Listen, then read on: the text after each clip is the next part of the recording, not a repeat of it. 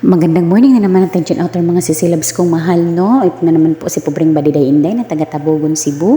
And for this ganap na naman po, dito lang din po ako sa school ng Salag Elementary School ng aking Kuya Dilan. At saan din po naganap ang Salag Brigada Eskwela na recognition or awardees mga lalabs. Nakatanggap din ng mga certificates, mga school supplies din na gaya din ng mga eraser, pencil, sharpener, o di kaya mga ano din mga lalabs, mga regalo, mga lalabs ba na kagamitan din sa bahay na katulad din ng mga Tupperware, cup, mug, o yung tabo din mga lalabs ba. So again, congratulations to all dearly parents na nakatanggap din ng mga simpleng pampahappy at mga regalo din na galing din sa mga teachers dito sa Salag Elementary School. At maraming salamat din po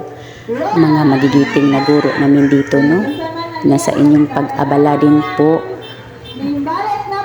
para din po kahit papano ay mapasaya ninyo din ang mga dearly parents or proud parents na nagsusimikap at nagbrigada ng 5 days. So much thank you din po mga teachers, and especially our head Mrs. Laura De Los Reyes in Salag Elementary School. So much thank you, ma'am. At sa wakas din mga beloved parents na katulad din akin ay masaya din ako dahil nga nagtagumpay din tayo sa ating Brigada Eskwela at malapit na nga din ang pasukan. Bukas na, di na nga tagalaga mapipigilan.